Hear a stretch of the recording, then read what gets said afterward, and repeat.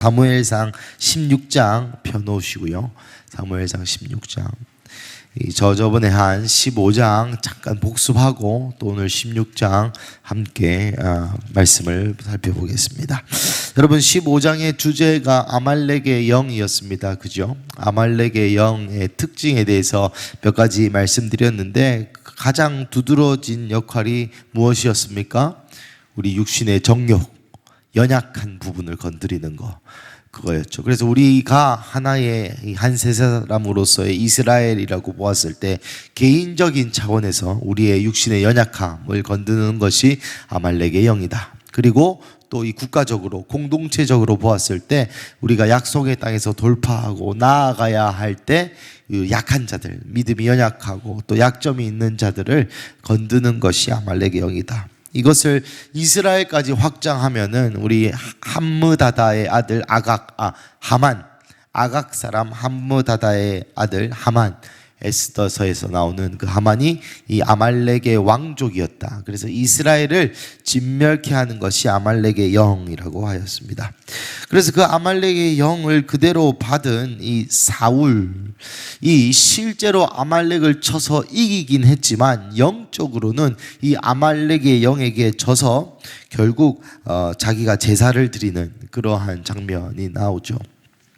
그래서 15장 22절 보시면 사무엘이 이르되 여호와께서 번제와 다른 제사를 그의 목소리를 청종하는 것을 좋아하심같이 좋아하시겠나이까? 순종이 제사보다 낫고 듣는 것이 순양의 기름보다 낫다. 그래서 여러분 마음과 행위에 대한 관계를 다시 한번 설명드렸습니다. 마음이 없고 행위만 있으면 그것은 유대주의 혹은 종교주의 혹은 뭐 그런 예수님께서 비난하시는 그런 사람들의 부류가 되고, 또 행함이 없는 믿음은 죽은 것이 되겠지요. 그래서 마음과 행함이 같이 있어야 되는 것에 대해서 또 말씀드렸습니다. 그래서 15장에 결국 이제 사무엘이 나와서 이제 여호와가 당신을 버렸습니다 하고 사무엘은 다윗에게 기름을 부을 준비를 하고 오늘 본문 16절 한번 읽어보겠습니다. 오늘 본문 1절 한번 읽어보겠습니다. 시작. 여호와께서 사무엘에게 이르시되 내가 이미 사울을 버려 이스라엘 왕이 되지 못하게 하였거늘 내가 그를 위하여 언제까지 슬퍼하겠느냐. 너는 뿔에 기름을 채워 가지고 가라. 내가 너를 베들레헴 사람 이새에게로 보내리니 이는 내가 그의 아들 중에서 한 왕을 보았느니라 하시는지라. 아멘. 그래서 하나님이 사울에게 또 다른 명령을 주십니다. 이제 사울을 버리고 다른 왕에게 기름 부으러 가라. 여러분 사무엘에게도 이 사울이 굉장히 특별했던 것 같습니다. 그 미스바 이래로 내가 기도를 쉬지 않는 기도를 쉬는 죄를 범하지 않겠다 했죠. 어떤 기도였습니까? 이 신앙이 다음 세대에게 전수되는 그 기도를 쉬지 않는 죄를 범하지 않겠다. 기도 많이 하겠단 말이죠. 그 기도를 했는데 그 중에 특별한 대상이 바로 이 사울이었습니다. 왜냐하면 자신이 마지막 사사로서 이제 왕의 시대, 왕정의 시대에 문을 열어줄 것으로 기대하며 기름을 부으며 마음을 쏟은 자신의 애제자 중에 애제자라고 볼 수 있는 사람이 바로 사울이었기 때문입니다. 그래서 오늘 1절에 보시는 것처럼 언제까지 슬퍼하겠느냐. 그러니 여러분 사무엘이 사울에게 이제 하나님이 당신을 버렸습니다 하고 오늘 본문 16장 1절에 이르기까지 어느 정도 시간이 흘렀다라는 것을 알 수 있겠죠. 그 사이에 계속 사무엘은 마음이 슬펐다라는 것을 이해할 수 있습니다. 그런데 하나님은 사울을 버리시고 내가 그의 아들 중에서 한 왕을 보았다 라고 과거형 라아라는 단어를 쓰는데 이거는 실제로 눈으로 보다라는 말입니다. 실제 한 왕을 이미 하나님의 마음에서 내정해 두셨습니다. 그런데 여러분 저번에 이 장창근 선교사님이 오셔서 잠시 나누어 주신 것과 같이 여러분 하나님이 언제 다윗을 택하셨습니까? 하나님이 언제 다윗을 너 왕으로 찍었다라고 하나님이 언제 택하셨을까요? 사울이 이렇게 아말렉의 영에 눌려서 사울이 이 제사장 없이 제사를 드린 그 순간부터 왕을 택했을까요? 아니죠. 우리 시편 78편 70절에서 72절 한번 읽어보겠습니다. 시편 78편 70절에서 72절 한번 읽어보겠습니다. 이건 안 줬나요 제가? 예, 시편 78편 70절에서 72절 한번 읽어보겠습니다. 안 틀어줍니까? 오, 죄송합니다. 예, 읽어보겠습니다. 시작. 또 그의 종 다윗을 택하시되 양의 우리에서 취하시며 전양을 지키는 중에 그를 이끌어내사 그의 백성인 야곱 그의 소유인 이스라엘을 기르게 하셨더니 이에 그가 그들을 자기 마음의 완전함으로 기르고 그의 손의 능숙함으로 그들을 지도하였도다. 아멘. 여러분 70절에 그의 종 다윗을 택하시되 양의 우리에서 취하셨다라고 나와 있습니다. 그러니 여러분 다윗이 양을 칠 때부터 하나님은 다윗을 왕으로 삼으려고 작정하시고 또 보았습니다. 뭘 보았습니까? 72절을 보았죠. 그가 그들을 양들을 자기의 마음의 완전함으로 기르고 톰 기억납니까? 마음의 톰입니다. 여러분 톰이 뭐라 했습니까? 여기서 완전함에 대해서 톰이라는 단어를 번역하기를 완전함이라고 번역하였는데 사실 좀 번역이 좀 석연치 않죠. 그때 장창근 선생님 오셔서 톰이 무슨 말이라 했습니까? 톰. 예? 예, 성실함인데 조금 더 편안한 단어로 바꾸면 따라해 봅시다. 앞뒤가 다르지 않음. 언제나 한결같음. 여러분 새 번역에는 자기 마음으로 하는 일을 성실하게 한결같이 했다라고 나오고 있습니다. 여러분 원어를 조금 더 살펴보시면 레브의 톰, 레브의 톰 이렇게 나오는데 자기의 마음의 성실함으로 길렀다. 뭐를요? 양들을요. 그것을 하나님이 먼저는 보았다라는 것입니다. 여러분 하나님은 우리의 마음의 성실함을 보십니다. 아멘이십니까? 근데 좀 무섭죠. 어떤 행위가 어떠함을 보는 것이 아니라 마음의 성실함을 보십니다. 내가 아무리 똑같은 일을 하고 아무리 똑같은 말을 하고 아무리 똑같이 기도하고 전도하고 신앙생활하고 헌금을 하고 어떠한 내가 행위를 하든지 하나님은 첫 번째로 마음의 톰, 나 마음의 변함없음을 보시는 분입니다. 여러분 우리의 마음이 하나님 앞에서 변함없이 한결같기를 주님의 이름으로 축복합니다. 좀 시간이 지날수록 이것이 너무나 어려운 것 같아요. 왜입니까? 시간이 갈수록 이 전문용어로 통밥이라 하죠. 이 견적, 사이즈가 나오지 않습니까? 이쯤 되면 내가 기도 좀 해야겠다. 점점 우리 어머니 아버지들은 이제 이 자녀들이 대학 갈 때쯤 이제 살짝 이제 기도 모드로, 그죠? 우리 젊은 결혼 못한 우리 청년들은 이제 딱 결혼 정년기 때쯤 약간 또 기도 빡세게, 이제 대학 갈 때쯤 기도 빡. 그런 우리의 좀 마음들, 그것이 전혀 톰하지 않는다라는 것이죠. 하지만 하나님께서 사명자를 고르실 때는 마음의 변함없음을 보신다. 얼마나 우리가 대단한 일을 하고 안 대단한 일을 하고가 어떤 판단 기준이 아니라는 겁니다. 하지만 사람의 눈으로 볼 때는 어떻습니까? 얼마나 대단한 일을 하고 얼마나 멋있는 일을 하고 얼마나 가치 있는 일을 하느냐가 우리의 인생의 가치 판단의 기준인데 하나님의 입장에서는 그렇지 않다는 것이죠. 두 번째 하나님이 보시는 것은 무엇입니까? 그의 손의 능숙함으로 그들을 지도하는 것. 여러분 이것도 원어를 보시면 그의 손에 타분나를 보았다. 타분나는 잠언서에서 계속 얘기하는 명철함입니다. 그러니까 그의 손으로 하는 명철함을 하나님께서 두 번째로 보신 거예요. 첫 번째는 마음이 한결같은 걸 보신 거고, 두 번째는 손으로 하는 명철함.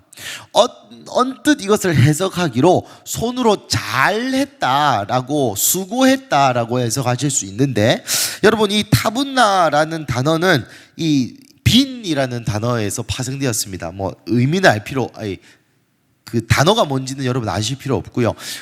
빈이라는 의미가 어떤 의미냐면 제가 써왔습니다. 비어 있게 되다. 한국말에 비슷하죠.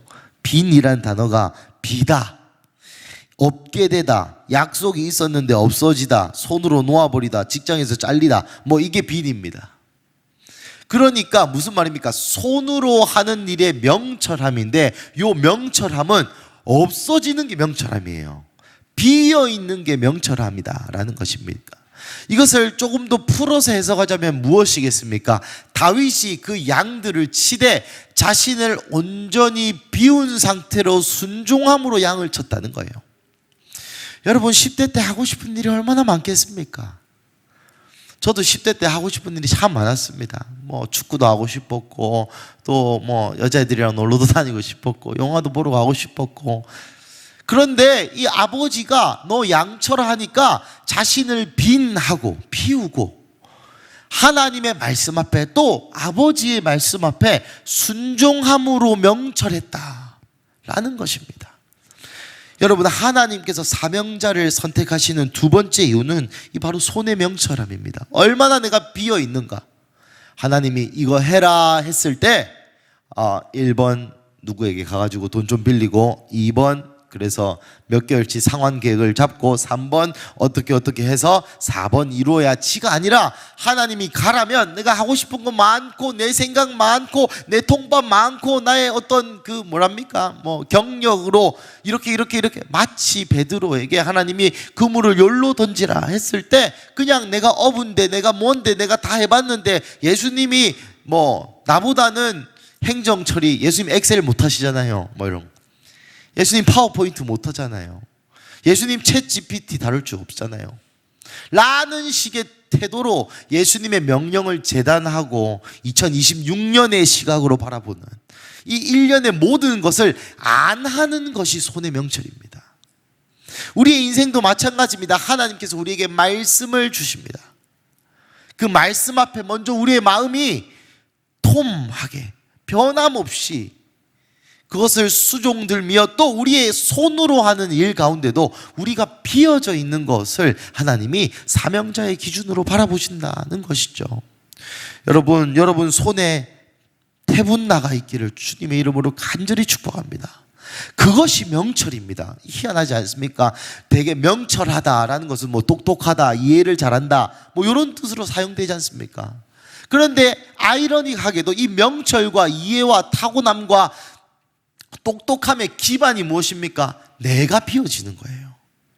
나의 계획보다 하나님의 계획이 훨씬 선하십니다 라고 인정하는 거.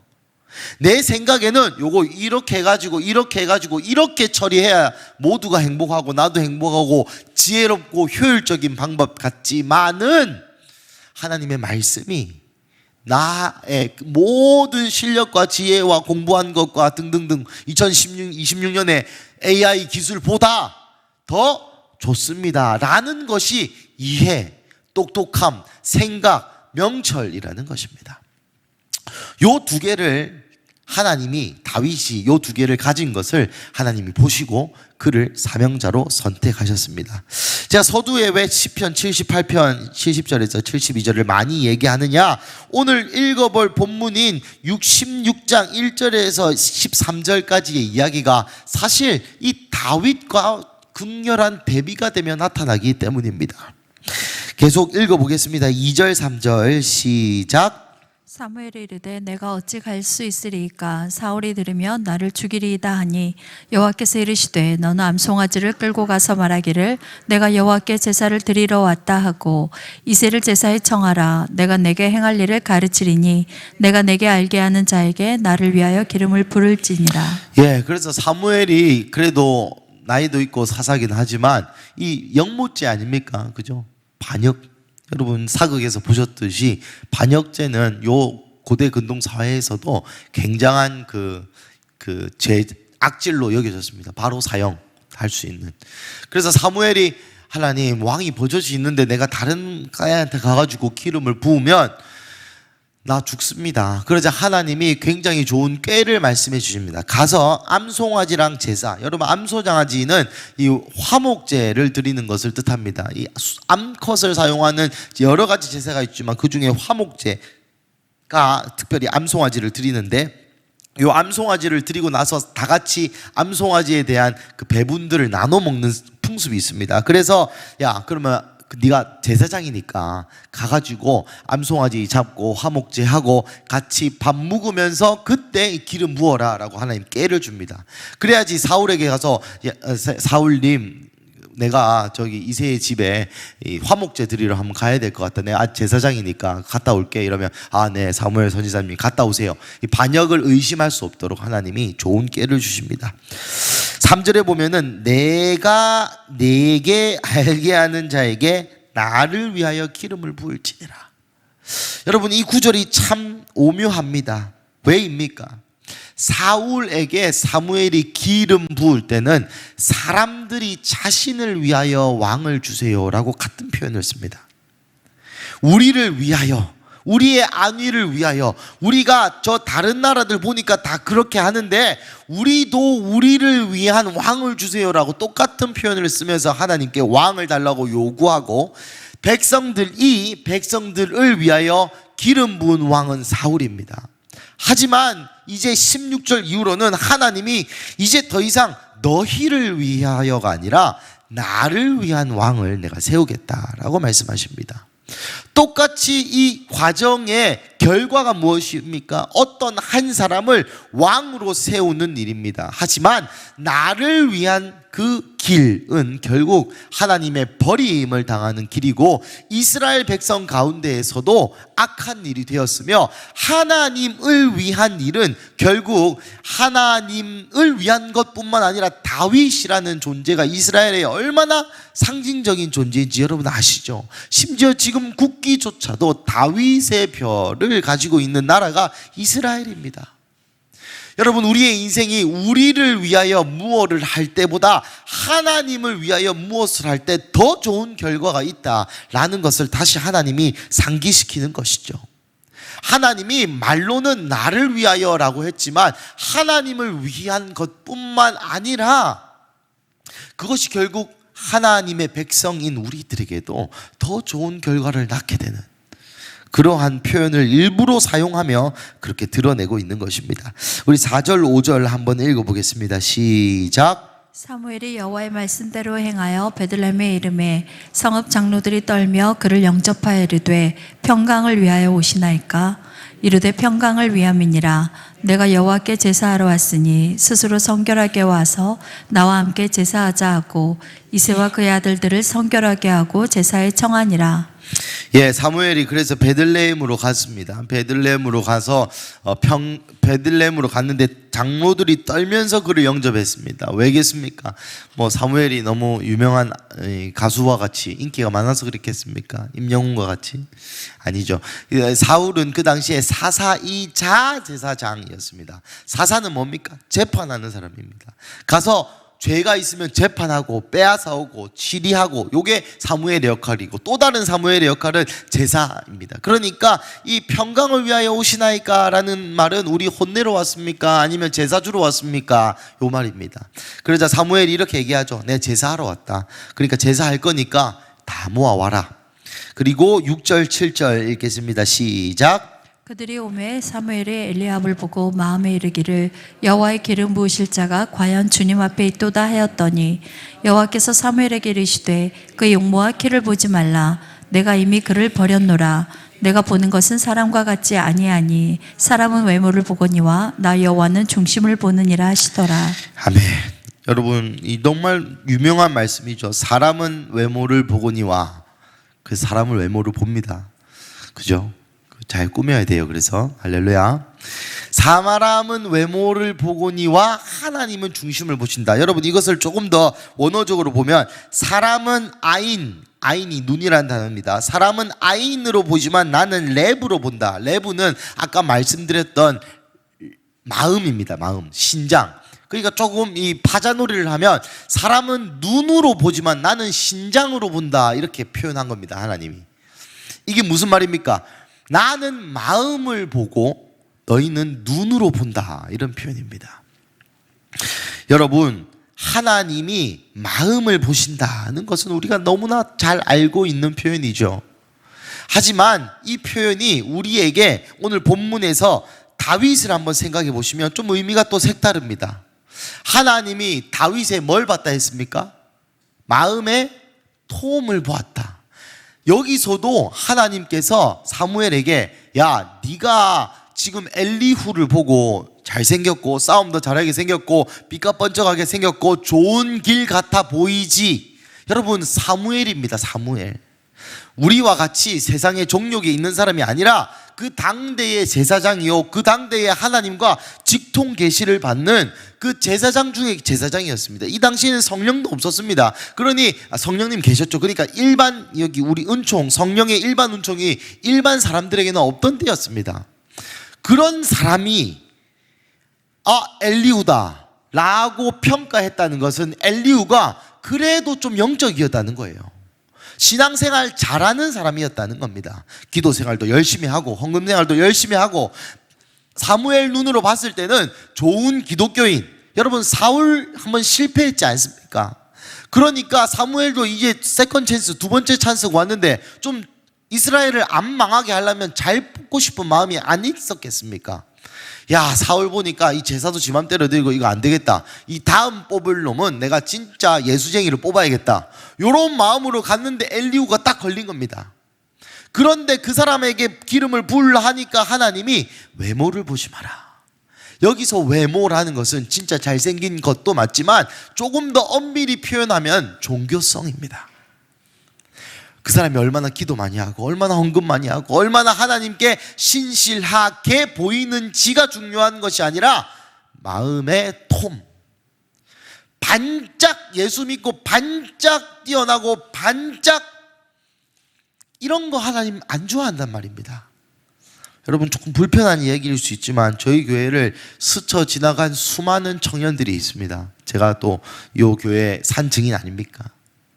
그중 많은 사람들이 뭐 성령 체험도 하고 뭐 삼층천 갔다 하고 뭐 하나님이랑 가위가위보도 했다 하고 뭐 뭡니까 또 뭐 우리 한창 기도할 때 기적도 경험하고 막 금리빨도 바뀌고 막 예배하다가 막 얼굴에 막 이거는 또 다른 분이 여튼 그런 경험들이 있지 않습니까? 막 진짜 공부 못했는데 기도해가지고 갑자기 막 똑똑해져가지고 좋은 대학 가고, 그래서 간증하고 막 선교 가가지고 기도했는데 뭐 눈이 나왔다, 안전뱅이가 걸었다. 진짜 죄송하지만 제가 방금 말한 사람들 다 교회 안 나가요. 예수 안 믿습니다. 무엇을 이야기하고 있는 겁니까? 하나님은 마음의 톰을 보신다라고 계속해서 이야기하고 있는 것입니다. 엘리압은 실제로 사무엘상 17장 28절에 보면은 다윗을 비난하는 게 엘리압입니다. 엘리압 스스로도 신앙 좋은 척 했지만은 마음의 톰, 마음의 변함없음을 지키지 못했을 뿐더러 이 골리앗을 때려 부수겠다는 다윗을 보고도 네 마음에 완악함과 교만함이 있다라고 자기도 외모로 다윗을 판단하는 그러한 사람이 되게 되는 것이죠. 사랑하는 가족 여러분, 하나님은 다시 한번 중심을 보신다는 것을 기억하시기를 주님의 이름으로 축복합니다. 여러분, 8절에서 10절까지 한번 읽어보겠습니다. 시작. 이새가 아비나답을 불러 사무엘 앞을 지나가게 하매 사무엘이 이르되 이도 여호와께서 택하지 아니하셨느니라 하니, 이새가 산마로 지나게 하매 사무엘이 이르되 이도 여호와께서 택하지 아니하셨느니라 하니라. 이새가 그의 아들 7을 다 사무엘 앞으로 지나가게 하나 사무엘이 이새에게 이르되 여호와께서 이들을 택하지 아니하셨느니라 하고. 여러분, 요 다 유명한 말씀이죠. 이제 사무엘이 이제 기름 부으려 하는데 1, 2, 3, 4, 5, 6, 7번까지 다 지나갔습니다. 그런데도 하나님의 감동이 없자 11절 10절에 이새가 그의 아들 7을 다 지나가게 사무엘 앞 지나가게 하나 사무엘이 이새에게 이르되 여호와께서 이들을 택하지 아니하셨느냐. 11절까지 읽겠습니다. 시작. 또 사무엘이 이새에게 이르되 내 아들들이 다 여기 있느냐. 이새가 이르되 아직 막내가 남았는데 그는 양을 지키나이다. 사무엘에게 이새에게 이르되 사람을 보내어 그를 데려오라. 그가 여기 오기까지는 우리가 식사 자리에 앉지 아니하겠노라. 예, 그러자 하나님의 감동이었자 이 뭐 아시는 내용처럼 이세에게야 아들 또 없나 그러니까 막내가 저 양치고 있습니다. 그 데리고 올 때까지 우리 밥 안 먹는다. 밥 안 먹는다는 말은 방금 화목제물 한 것을 나눠 먹지 않겠다는 말이고, 요게 나눠 먹는 게 없으면 제사가 완성되지 않거든요. 그러니까 올 때까지 예배 안 끝낼란다라고 얘기한 것입니다. 여러분, 이것은 다윗의 어떤 그 가정의 배경이 있습니다. 다윗의 가정의 배경사 두둥. 여러분, 다윗의 아버지가 누굽니까? 이새의 아버지가 누굴까요? 이새의 아버지가 오벳이라는 사람입니다. 그럼 오벳의 아버지가 누굴까요? 유명한 사람인데 보아스입니다. 보아스의 아내 누굴까요? 룻이죠. 룻. 여러분, 룻은 아시다시피 모압 여인입니다. 모압 여인. 그러니까 자기의 고조부네요. 중조부. 중조부가 뭡니까? 그 모압 여자랑 결혼한 거예요. 그 유대적 전통을 여러분 생각하신다면 모압 여자의 후손은 이 유대교로 편입되기가 굉장히 쉽지 않습니다. 왜냐하면 신명기 23장입니까? 거기에 보면은 모압 자손은 앞으로 다시는 총회에 올 수 없다. 왜냐하면 가나안에서 들어갈 때 모압 자손들이 이스라엘을 배신 때렸거든요. 이 아말렉은 멸절하라 했죠. 모압은 살려는 두는데 총회에는 들어올 수 없다. 이스라엘 민족 중 하나로 인정받을 수 없다라고 하나님께서 명령하십니다. 그러니까 이새의 마음에 그런 생각이 있었다고 이 미드라시라는 이거는 성경은 아니고 이 구전에 흐르는 전통책에 나오는 얘기입니다. 그래서 이새 가운데는 자신의 혈통에 대한 물음표들이 있었습니다. 그래서 자신의 아내였던 니치벳이라는 여튼 아내가 있었습니다. 유다 사람이에요. 그러니까 이새의 아내가 있었는데 유다 사람이에요. 근데 이새가 어떤 생각을 하냐면, 야, 내가 모압의 피가 흐르니까 내가 내 자손들에 대한 좀 이렇게 좀 물음표들, 내가 피가 더러운데 요 피를 흘려 보내주는 것이 조금 물음표다. 좀 약간 찔림이 있는, 종교성이 있는. 그래서 이 이새가 한 행동이 뭐냐면 오히려 완전 이방 사람을 데리고 옵니다. 가나안 족속의 어떤 한 여종을. 그래가지고 이방인과 이방인이 낳은 이방인들은 개종할 수 있었거든요. 그러니까 유대인과 이방인이 피 섞이면 개종을 못 하는데 이방인이랑 피를 섞으면 개종을 할 수 있었어요. 뭐 이상한 법도죠. 여튼 그게 이스라엘의 법도입니다. 그래서 이새가 머리를 써가지고 막내를 이 여종을 취해서 놓으려고 합니다. 그래서 이 여종한테, 야, 오늘 밤에 동침하자. 그런데 여기 이새의 아내였던 요 니처벳이라는 이 여자가 머리를 쓰는 거죠. 야, 여종아, 들어오지 마라. 내가 니인 척하고 들어갈게.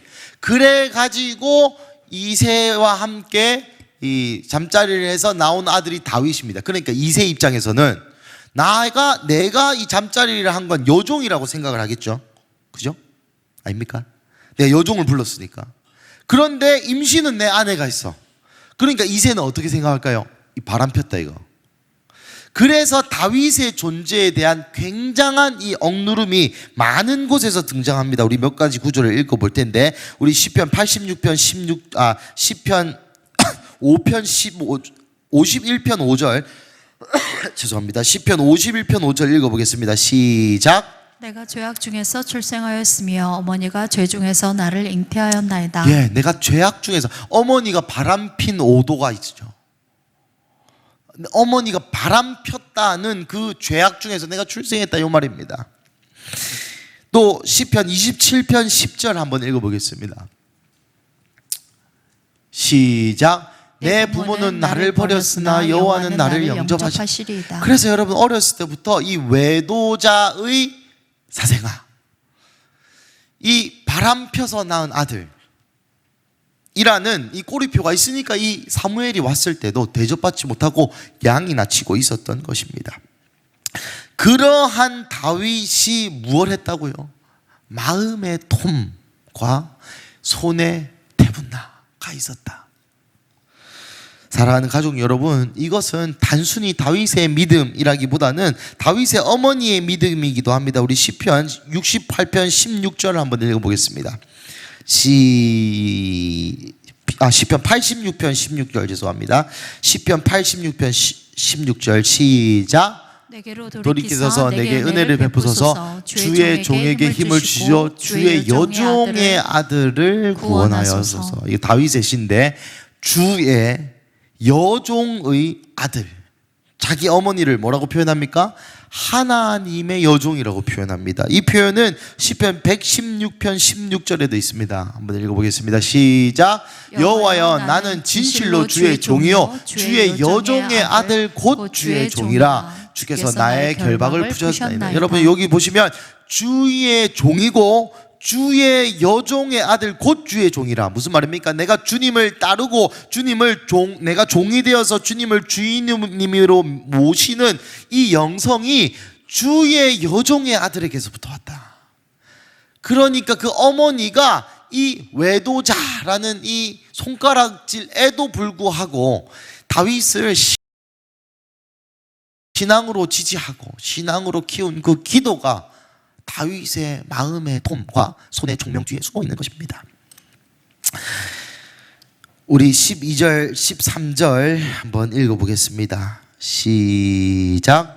옛 사람을 보내어 그를 데려오매 그의 빛이 붉고 눈이 빼어나고 얼굴이 아름답더라. 여호와께서 이르시되 이가 그니 일어나 기름을 부으라 하시는지라. 사무엘이 기름 부을 병을 가져다가 그의 형제 중에서 그에게 부었더니 이날 이후로 다윗이 여호와의 명에게 크게 감동되니라. 사무엘이 떠나서 라마로 가니라. 아멘. 여러분 오늘 본문은 다양한 각도로 볼 수 있는 본문입니다. 여러분 사무엘 입장에서 이 본문을 한번 조금 살펴보십시다. 내가 사울에게 기름을 부었는데 그것이 실패했습니다. 그런데 엘리압에게 기름을 부으려고 했는데 하나님이 이 중심을 보시는 분이다. 나의 어떤 종교성과 나의 어떤 판단 근거를 가지고 영적으로 예민한 그 사람이 영적인 일을 하려고 했으나 하나님께서 막으셨습니다.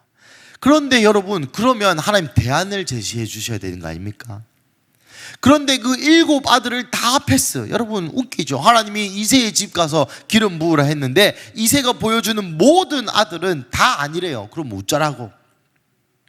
그럴 때에 하나님이 다윗을 딱 내주시는, 그리고 그 다윗은 어떤 다윗이었습니까?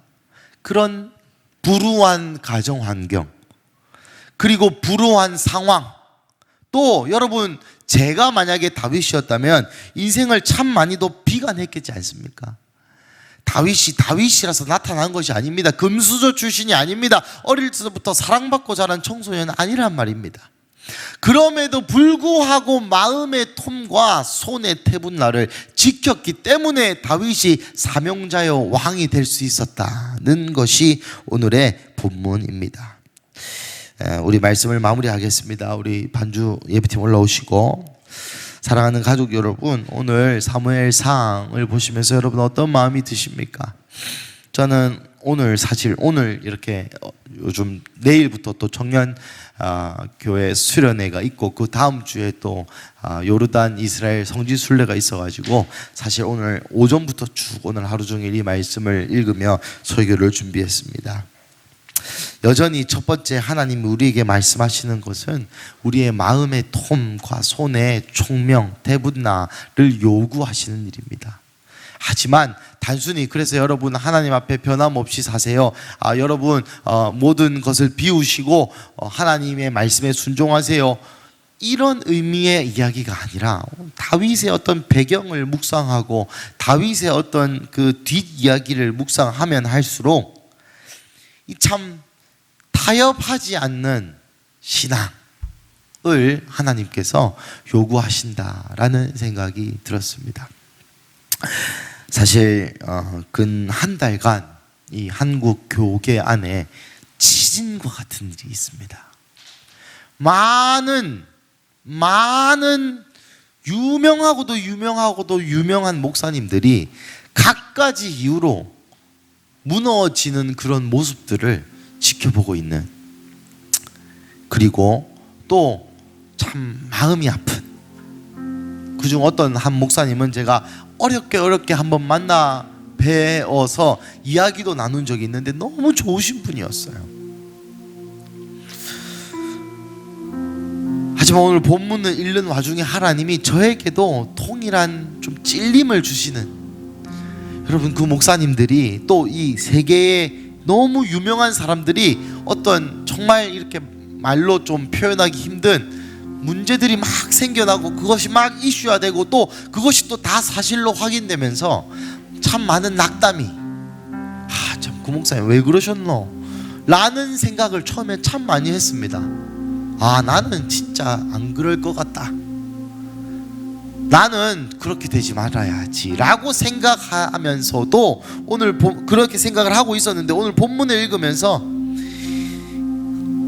참 제 마음에 찔림이 있는 것은 이 작은 타협이, 이 작은 뭐랄까요, 하나님의 음성에 눈 감는 이러한 태도가 사울을 낳고 또 성경에 수많은 하나님을 대적하는 자, 여러분 이제 우리 마음의 위치가 성경을 읽으면서 뭐 이스라엘 때려 죽이고 이스라엘 막 대적하려고 하고 그런 사람과 우리가 동일시돼서는 안 되겠습니다.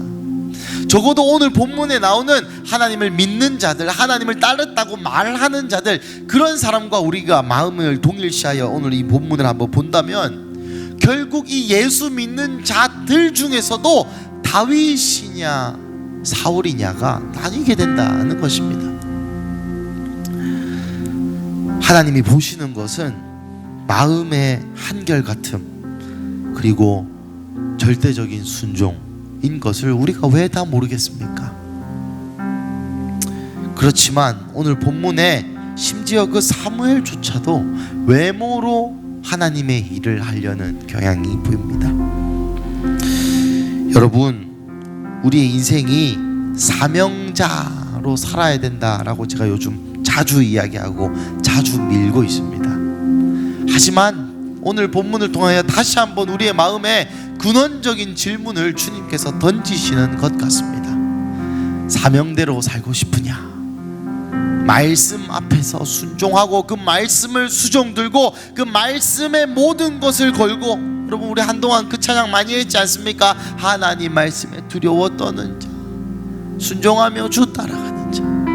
하지만 오늘 본문을 통해서 하나님이 우리에게 다시 한번 그 사명자의 요건은 그 사명을 이루기 위해서 너의 마음이 한결같으냐, 그리고 그 사명을 이루기 위해서 너는 너를 비울 준비가 되어 있느냐 라고 물으십니다. 사랑하는 가족 여러분, 우리의 인생이 대단한 일을 하려고 우리가 부르신 바 되지 않았습니다. 우리는 하나님의 말씀을 그 사명을 이루기 위해 부르신 바 된 인간입니다. 그것이 창조의 목적이요, 우리가 살아가는 이유요, 우리 인생의 목표입니다. 그렇지만 하나님께서 우리에게 요구하시는 것을 다시 한번 오늘 말씀하고 계신 것이죠. 사랑하는 가족 여러분, 오늘 본문 가운데 여러분은 어떤 마음이 드십니까? 저는 눈으로 판단하는 자요, 외모를 보는 자요, 내 마음대로 하고 싶은 자요, 마음이 아니라 겉모습을 보는 자요, 그런 모습이 여러분 가운데는 혹 있으시지 않으십니까? 이 시간 함께 예배와 기도로 나아가실 때 먼저 이렇게 기도하셨으면 좋겠습니다. 하나님, 먼저 내 마음을 살펴봅니다. 하나님, 내 마음에 한결같음을 허락하여 주시옵소서.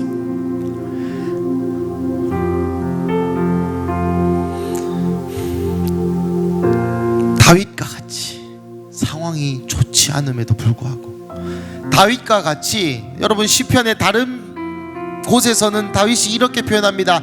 나는 내 부모와 형제들에게까지 버림받았다. 여러분, 그런 사람인 다윗이 뭐라고 고백하신 줄 아십니까? 눈을 들어 산을 보니 나의 도움이 어디에서 올고 천지 지으신 여호와께로다. 여러분, 이것이 도움입니다.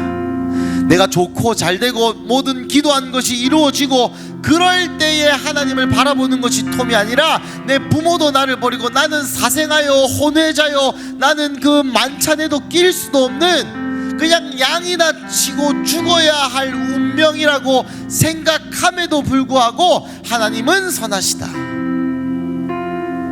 시편 23편 여호와는 나의 목자시다. 내가 부족함이 없다. 부족한데 여호와 때문에 부족함이 없다 라고 고백하는 것이 톰입니다. 내 상황은 일그러지고 내 상황은 거지와 같고 내 상황은 저 사막의 음침한 골짜기를 간다 할지라도 여호와가 부족한 것이 아니다.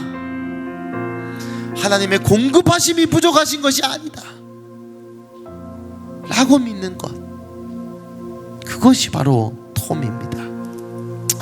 사랑하는 가족 여러분, 이 시간 함께 기도하십시다. 이 시간 기도할 때에 하나님, 내 마음의 톰을 다시 한번 회복하여 주시옵소서. 하나님, 내가 믿음을 가지되 어떤 믿음을 가지냐?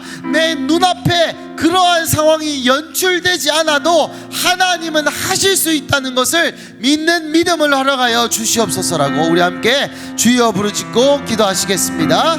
주여